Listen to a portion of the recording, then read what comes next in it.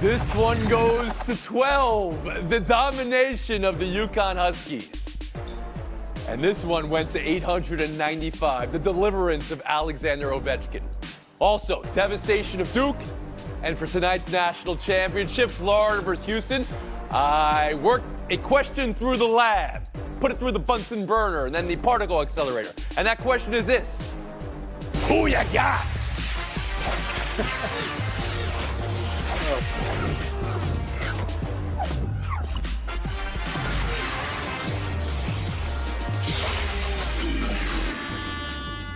I love you. That's all I can say. I love you. So many emotions. Gratitude was the main one. The journey of the ups and downs of everything that it took to get to that point, and just overwhelming joy. No better look than the net across your neck in the post-game podium. Paige Bueckers on the journey, and before that, of course, Geno Auriemma on the love of this team. I heard it be said that this was a redemption tour because Bueckers needed a title in her career. Not even close for me. This was a completion tour, completing the mission. AZ Fudd, Sarah Strong, masterpiece games in the title game. The greatest get greater. Number 12 for the UConn Huskies, 82-59 over the Gamecocks. So, around the horn to Courtney Cronin on how you consider this win, and number 12 for UConn.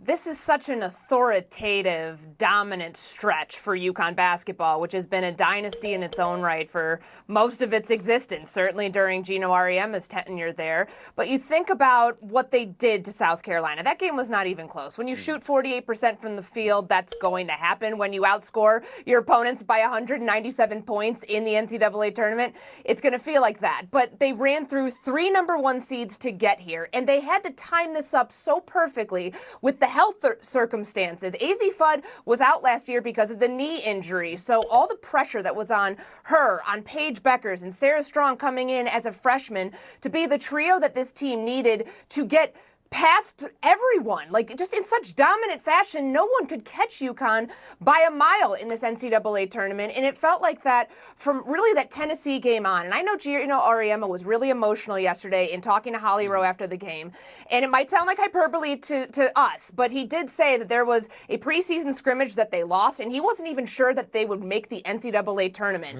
It's weird to say that, but because they were so dominant for so long, and 9 years feels like such a long time for a program like that removed from a national championship, I just got to say, it's the greatest run that this program has been on, and Geno Auriemma is the GOAT of all GOATs. It's time to start putting him into the conversation. Rather, forget in the conversation. I know it's a bad word on the Geno Auriemma is more than in the conversation. With Bill Belichick, with Don Shula, with Pat Summitt, with Coach K. He's all the way up there, Tony, and he deserves to be. Yes, I think that is true. Greatest run. Wow, we had wins for year on year on year. Courtney Cronin with a hot take. Kevin Blackistone around the horn to you. Well, to me, there was this feeling. I never felt sorry for the UConn Huskies over the years, right? There's really no reason. I mean, you just marveled at their dominance and the runs that they could put together and the great players that they've had. But coming into this season, I really kind of felt something for them. AZ Fudd coming back from 2 knee surgeries. Paige Bueckers having to come back from 1 knee surgery that derailed her season just the other year. And being the one great player who did not have that championship. And I just felt that this year it just seemed like it was going to come together for them. And it did. And I'm kind of glad that it did. And I thought that Geno Auriemma, you can like him or hate him, think what you will about him, but those tears and the joy that he felt at the end of that game, that was really genuine. Talking about AZ Fudd, someone who he had to back away from in terms of his approach because he thought he was pushing her in the wrong way. And then Paige Bueckers saying at the end she hates him and she loves him, all for the same reason. So this was the one UConn team, maybe more than any other, that I could really wrap my arms around. Kevin Clark, around the horn to you and how you view this UConn championship. Yeah, this is a testament to Geno. He helped create modern women's college basketball, and now he has reconquered it. I saw a stat I couldn't believe. This was their 12th ever 20-point win in the Final Four. Every other team in history combines for 11. That's dominance. He helped basically modernize what this sport is. And his first NCAA tournament was in 1989. He becomes the first coach over 70 to win a title in women's hoops. Like, he has basically gone from a completely different sport into this modern era where there's more parity than ever. There's more teams like South Carolina where it's harder to play against. And guess what? He has a title here. This is a special run from a special coach. This is unbelievable. I don't care about, the last few years. It's obviously been a while. I know they had that rough preseason scrimmage, Courtney, but this was a team of destiny to me. Yeah. And the first over 70, that's in men's or women's. Clinton Yates, around the horn to you. Can we get back to this game specifically, Sure, though? please. This thing came out like gangbusters and was quite the matchup. And it wasn't like UConn was bombing away from three. They made exactly 1 3 in the first half. And in the second half, they end up outscoring them in the paint by 10.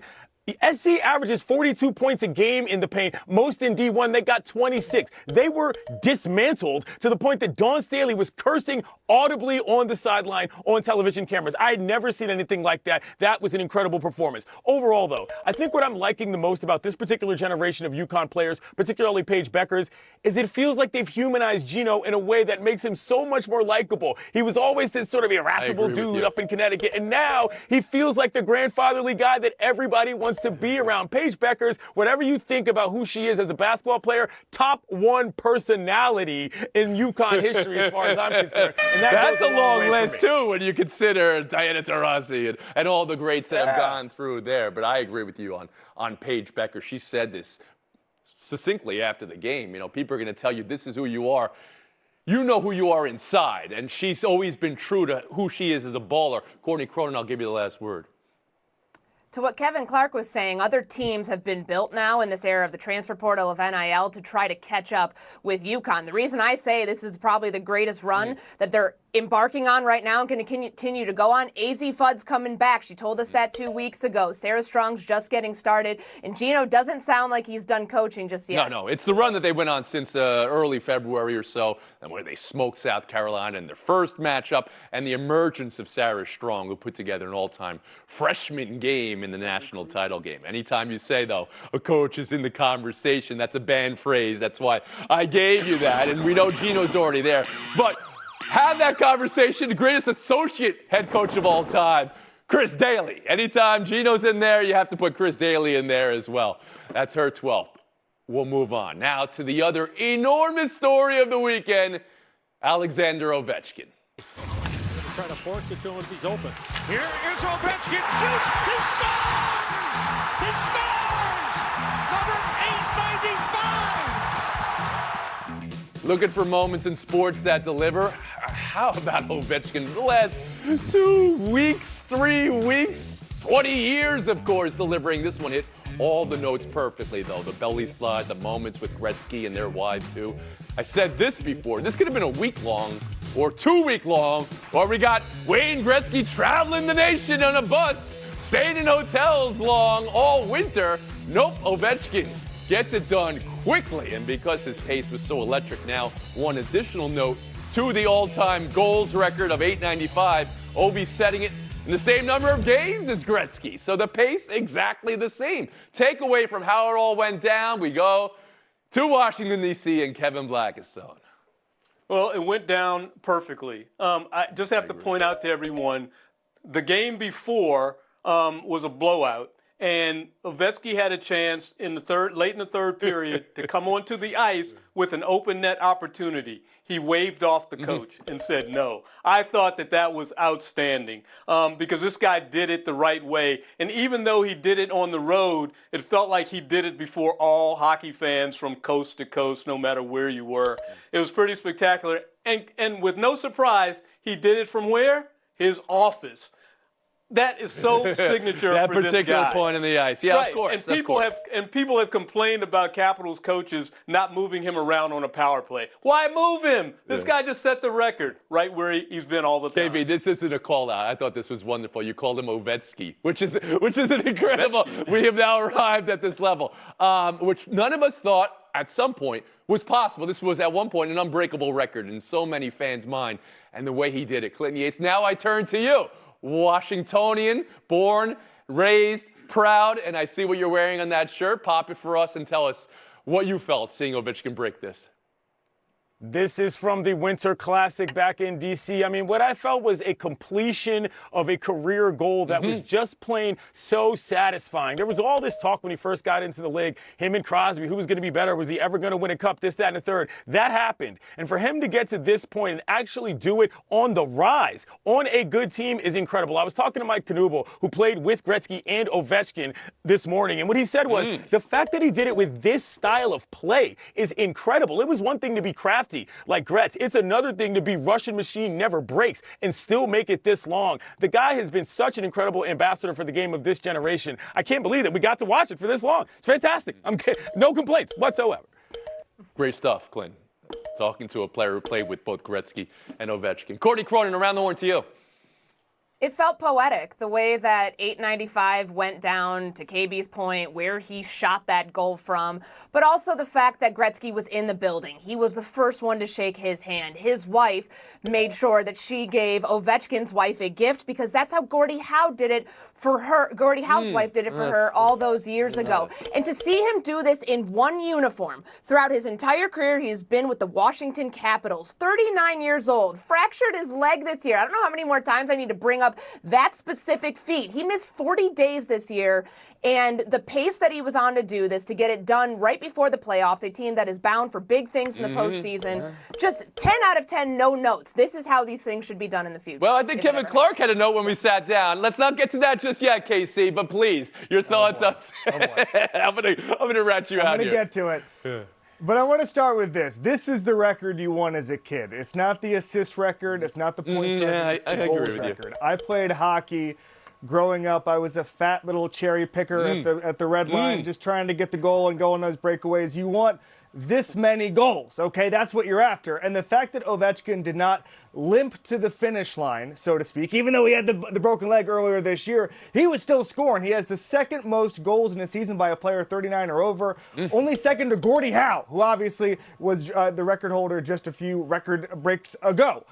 So to me, this is a special career. This is a special time. I just love this, and Tony alluded to it. I had a hot take beforehand. Give it to us. Let me feel the heat. Let's all warm ourselves on the heat here. A polite clap, okay? Wouldn't have been a roar, wouldn't have been a scream, a polite clap. I am a hater. Come on. You think Islanders fans can't celebrate? What is this, Dale Hunter and Pierre Turgeon, dude? Come on. Right in front Get of it them? together. That's crazy. Golf clap. Yeah. Golf clap. Good job, Obi. You can take the solar bear out of the boy, but you can't take the solar man out of... There we go. The heat take from Kevin Clark. Buy or sell next.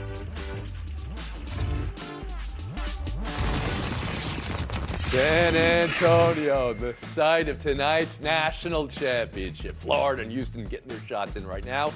Tip T-minus 3 hours, 30 minutes, slightly earlier than years past, so keep your head on a swivel. We'll get to that, but not just yet. And how the championship game gets a we'll get to it tells you exactly how insane Saturday's Instant Classic was, how Houston could come back, how Duke could fail to close. Don't need to say any more. Was this more a Houston comeback or Duke collapse to you, Clinton? Absolute collapse for me. 10-plus minutes with one field goal when you got the best player in the country on the floor. That cannot happen. But ultimately, it looked like a function of exactly what it was. Houston's got the oldest team out there. Duke's got the youngest team. I don't think this is necessarily about the competition in the ACC. I think this is a simple basketball experience manner. The Duke Blue Devils were shook on that court, and it showed. Courtney Cronin. Well, the experience factor is why this was absolutely a comeback for the Houston Cougars. More experienced coach, more experienced team that had dealt with the heartbreak against Duke in the Sweet 16 last year. And Juwan Roberts, for him to go to the free throw line after he struggled last year and the team struggled. They were 9-17 in that Sweet 16 game. They wrote their wrongs in the offseason. They are the best defensive team in the country. The coach they're about to play tonight said that.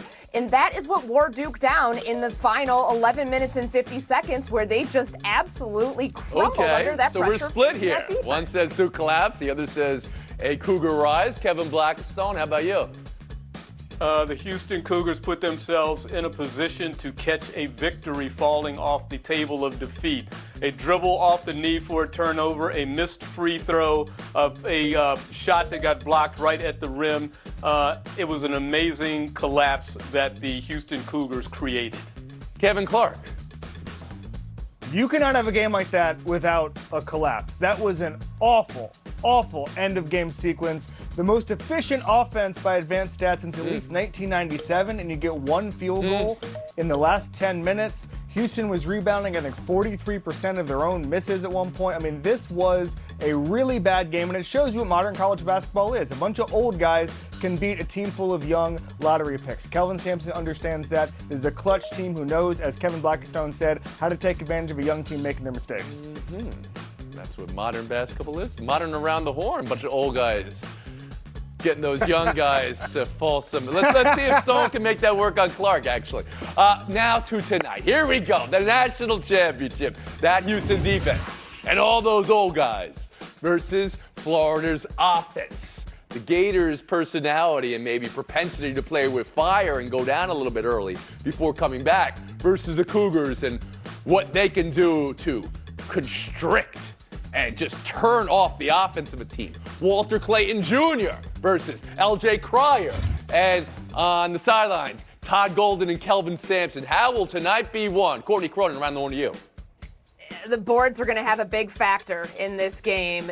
Houston had 18 offensive boards against Duke. They're going against the third best rebounding team in the country in Florida. Florida's going to need a little bit more out of Alex Condon. Quiet games last couple of rounds in the NCAA tournament. But who's stopping Walter Clayton? L.J. Cryer, I mean, this guy had back-to-back 30-point games in the Elite Eight, in the Final Four. You know who else did that? Larry Bird in 1979. There's no stopping this guy. All right, wait. So you're calling Walter Clayton Larry Bird. Wow. Sounds like you're leaning. The stats do. Lean with me. You're leaning. Oh, I'm going to Florida. Oh, no, you're not leaning. Okay, you're all in. All right. Kevin Blackistone, around the horn to you.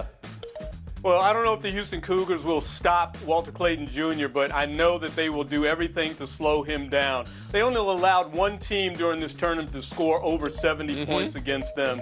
They play relentless defense. You saw it. It never goes away from the opening tip to the final buzzer, and that is what will win this game. It will be defense. Kevin Clark, around the horn to you.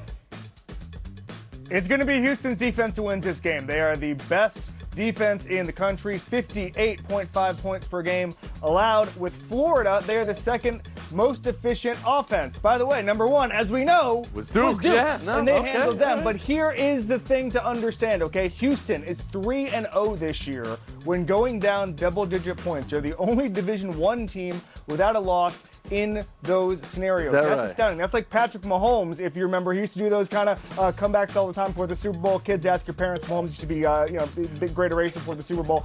That is that kind of mark. That's special. Always take those kind of teams.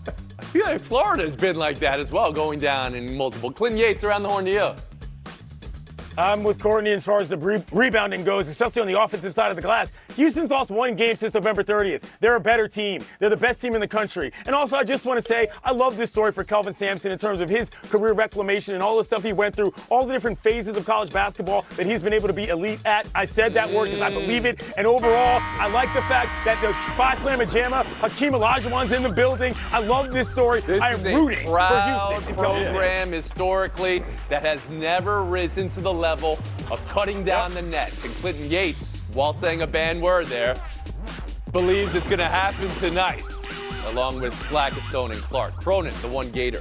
Thank you for your time, Courtney, KB, KC, CY. Showdown now.